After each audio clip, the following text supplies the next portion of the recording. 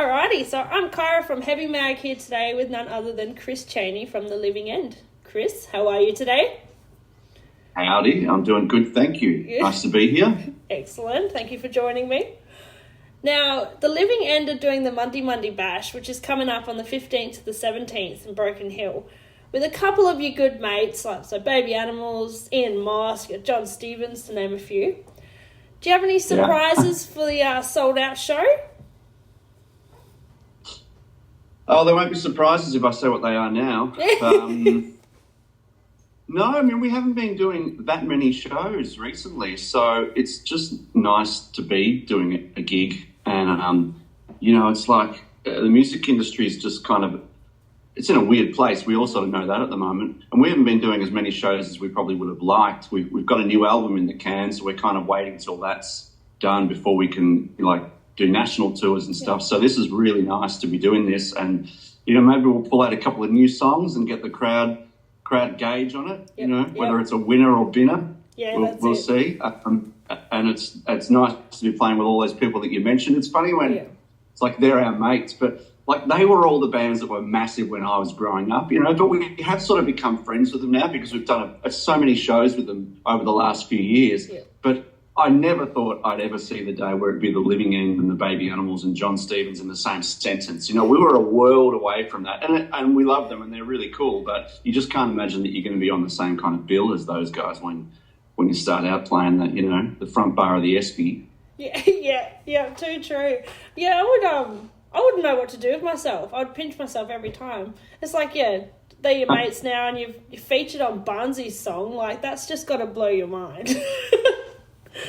Yeah, well, that's a whole other thing, like getting to know someone like Jimmy and becoming mates with him and then writing a song for him that he records, doing the Barnstormers thing with him and Jules Holland and Slim Jim Phantom from the Stray Cats. And there's been a lot of those pinch yourself sort of moments over the years. And it's not something that you can ever imagine, like when you're 14, like I was, sitting on the edge of my bed, playing along to those people's records. It's not even in your universe that you think you're going to play in a band with them one day, but it's super cool. And what's super cool about it is that they're all really nice guys. They say never meet your heroes, but I've been lucky enough so far that pretty much everyone I've met has been a sweetheart. Yeah, no, that's cool. And would you say this Mundi Mundi Bash is kind of like your bread and butter, like your kind of festival to play? That real Aussie scene, everyone with the camp chairs, kind of like Red Hot Summer, but a 3-day event. Yeah. That's the other weird thing about it is that when we first started out playing, like in high school and stuff, that was a world away from us. That sort of audience, that kind of Oz rock audience, that we're listening to. Back then, we would get heckled, basically, because we were playing, like, 50s music and we would get people yelling out, play some Chisel, play some Aussie Crawl, play some Ice House, whatever, the big top 40 kind of hits. So, we always sort of thought maybe we could become successful in the alternative scene, but we didn't think that we would cross over into the sort of commercial scene, I suppose, and get played on the radio. So, to be playing to those sorts of crowds now blows our mind, but it is that's our sort of that's our home ground, I suppose. Now, we seem to have crossed over, and we've become one of these bands who has these anthems and things that people come along and they've become staples, and it's become The Living End's like a household name, which is just blows my mind still.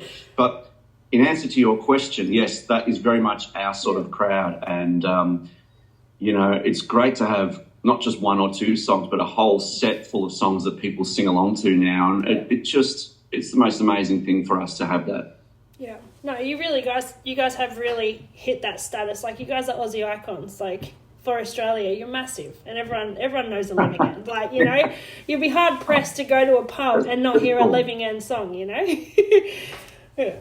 But speaking of... that's so cool. Because it used to just be like, originally when Prisoner hit like 25 years ago or something, it was like, well, that was nice having a kind of hit single, you don't think it's going to last. So we feel so blessed to be here now and to be, on the cusp of releasing album number 9.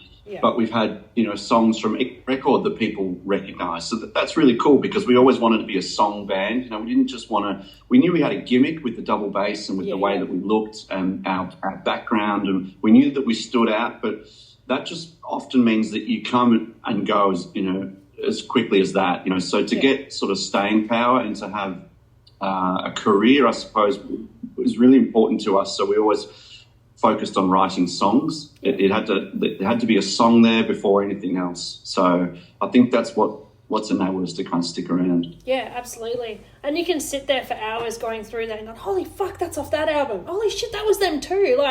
You guys really have kicked ass continuously for years. So yeah, that's a huge thing to be able to do. We've been around the block a few times, I guess, yes, which you can think of it two ways. It's easy at this age to kind of go, oh man, where did all the years go? Mm-hmm. But at the same time, I feel really blessed that we are still around, for a start. Yeah.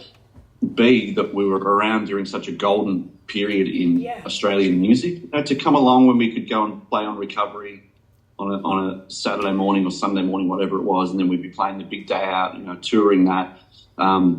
Getting a song on like High Rotation on Triple J, and all these really exciting things that were happening. And I mean, they still happen now, but it's a different kind of scene. The industry's changed. You used to sell records for a start. That's almost impossible to do these days. People would be excited about the record, and you do in stores. So quite nice to sort of think, well, we're not the newest band on the block, but I still think one thing about us is that there's a lot of fire still in when we play. There's a lot of fuel left in the tank, and when that starts to run low, I think I'll probably call it at that point, because we need to be an energetic, vibrant kind of band. If it starts to sound tired and old, that's when that'll be the end of the band. I'm sure of it. But at the moment, the new record's probably the most aggressive sounding thing we've done in years, so I'm pumped. All right. That's even better. Well, that's surprising that you said that, because I pictured you guys as no, we're going to be doing this till we fucking drop dead. I'd be very surprised if you did. Maybe not with the Live and End Forever, but I can't see you guys not ever playing music, Yeah, well, I don't think anyone can. I think there's a lot of bands out there who have just continued on, and it becomes embarrassing, I mean... I mean, I know it's very difficult. It's easy for me to say that, and it's very difficult for them to pull the plug. But I always admire, the Police and the Jam, these kind of... I mean, the Police have done reformation shows, but a band like the Jam, who are one of my musical heroes, this English band from late 70s, they got to 21 or something, and Paul Weller just went, right, that's it. The Jam are always going to be like a band for the kids, played by pretty much kids themselves at that point. We'll never become that tired old dinosaur rock act. Mm-hmm. And he just pulled the pin, and they've never, ever done a single show. Yeah. And it's kind of like, I kind of admire that, but as a fan, I'd love to see them play. But just seeing them play wouldn't be like seeing them back in 1978 or something. Yeah. So, I don't know. Well, still, I said that I'd never be playing Prisoner of Society at the age of 30, and so that didn't last very long. Having said that, what is that song that you guys go out on stage and you've got to play that song or you're pretty much going to get fucking egged off stage? What is that song? Is it Prisoner of Society? Yeah, well, it used to be Prisoner, that was always kind of what people knew when they thought of the Living End, and they go, oh, yeah, okay, it's that band. But White Noise almost sort of eclipsed that, which was really great because we didn't want to be known as just that sort of one-hit wonder band. So that's almost more, it gets a bigger reaction almost at our shows than what Prisoner does now, which is really nice. Yeah, cool. But then again, songs like All Torn Down, as far as streaming and stuff, is a huge song. And, that was just kind of like I just thought of it as an album track at the time. Yeah. But probably, if we didn't play Prisoner, we'd probably have people yelling out for it, I suppose. Yeah. But I kind of think, man, you've heard it for 25 years. You don't need to hear it again. Give it up. We'll play some different. Yeah, but for Mundi Mundi, we'll just read the crowd and we'll see how we go. It's always a highlight of the set still, you know. Yep. It's like, so it's, people always go, I don't get sick of playing, and it's like, well, no, because it's never dull. Yeah. Ever. Yeah, awesome. That's amazing. Well, this one's probably basically a you question. You're a really creative person, so you do your writing, producing music, you do painting, you do all sorts of that. How do you like keep yourself satisfied and nurture all your creative hats? Yeah, by doing those different things. I kind of haven't done any painting for a while. I've got all my stuff set up in this garage. I've got like a little studio set up here, as you can see over there. Nice. Then I've got like painting stuff over here, and at the back I've got a bar, and then I've got like a record thing over there. So I've got sort of the four corners of my world in this garage. But I haven't done painting for a while. But what I was finding that when I was during lockdown, really, is when it started, when we couldn't do shows, I started painting a lot. And if I didn't paint during the day, I kind of got to the end of the day and didn't feel sort of satisfied. It's like people with fitness, you know, if you don't go for a run, you're just not quite right in the head for the rest of the day. Yeah. And that's how I was feeling about the painting. And I'm generally sitting here every day kind of writing songs. Nice. I don't know what I'm even going to use them for, maybe for other people or for the next solo record. So, yeah, I've always got to sort of keep moving, I suppose, and keep creating something. It's just I feel a bit flat if I sort of finish a day and I haven't created anything, which it's okay to do that, but, you know, kind of I sort of have to force myself sometimes to like do it, even if it's a shit song. At the end of the day, it's like, well, at least I wrote something today, and you get through that, and then the next day write something better. That's it. Appease the brain for the day. Yep.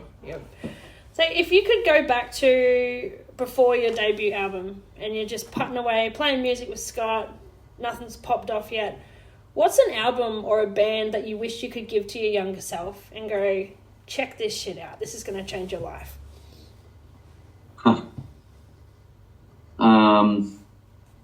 What do you mean, like a band that exists now that... Or even one that you wish that you found earlier in your life, like going, fuck, if I heard this like 10, 20 years ago, this would have just changed rocked my world. Yeah, who was I thinking? I was thinking about someone the other day that I...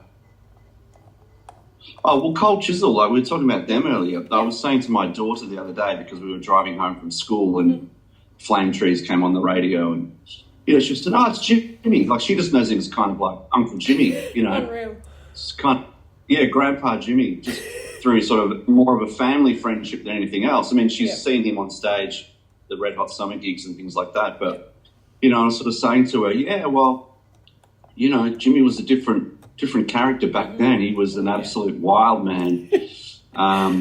You know, and she was asking about different songs, and I said, look, to be honest with you, I never liked them. When I was a kid and when I first started playing guitar, I was into like Bon Jovi and Eddie Van Halen and you know, the guitar shredders, and then the 50s thing came along. So again, like that Oz rock thing, I just completely dismissed it. I didn't have any appreciation for it at all. No way. But, you know, maybe 25 or something like after our first record came out, and, you know, it wasn't until quite later in my life that I started hearing different songs of Chisel and going, oh man, they're really good. Yeah. Like their ballads and their harmonies, and hearing all the different writers in the band and hearing the passion and the heart behind it. I was like, how did I dismiss this? And the reason is because it was just everyman music. It was just it was seen as kind of Aussie bogan rock, same as AC/DC. But I loved them. But that would be a band that I'd probably go back and say, okay, you know, listen to these guys and understand the diversity in what they do, because at the heart of Chisel, they're just an almighty rock and roll band. Yeah, quite literally. And you'll have to, hats off. I mean, you're going to see Ian Moss at this next Mundi Mundi Bash as well, and like, he's just a genius, and I feel like he's so underrated. It's like not enough people, I don't know, talk about him or give him the praises from back in those days as well. No, he's just an absolutely master guitar player, and you know, and obviously a beautiful singer, great songwriter. But he's Yeah, I mean, anyone who plays guitar, I mean, knows that he's just the best. Yeah. You know, it's like he's truly, it's like an extension of himself. He's one of those guys that just plays so effortlessly that I'll just stand there on the side of stage and just shake my head. And he always takes chances too. That's the thing I like about Ian's playing. You hear what he's done on his records and stuff, but you see him live and he switches it all up. Yeah. And you can see him like, you know, it's like he's thinking on the spot and he's going for stuff that he hasn't rehearsed it. You know, he's just a master of the fretboard, and it's like he just goes wherever he wants to go. And that's so inspiring as a musician to not just be kind of going through the motions and playing the same thing that you play the last 300 nights of the tour. Yeah. Because we've always tried to do that too. We just go off on a tangent sometimes, and it can be an absolute train wreck. But when it's not, you know, that becomes the special moment of the show where people are kind of, it's like a thriller, you know, they're gripping on, is it going to fall apart, or is it going to be amazing? And sometimes, fuck it, it fell apart. Poof, that's let okay. it go. Yeah. But that's also like a sign of people who love what they're doing, and true musos. Like, you have bands these days that can't even play an instrument, you know, and they can release full albums and just produce it on a computer. Yeah. Whereas seeing that in real life, to me, is like, inspiring. Yeah. Well, it depends what you're into. Yeah, I mean, I think there's definitely room for both. I think. Yeah. You know, I mean, the Ramones couldn't play and the Pistols couldn't play very good, but thank God for them. You know. Yeah.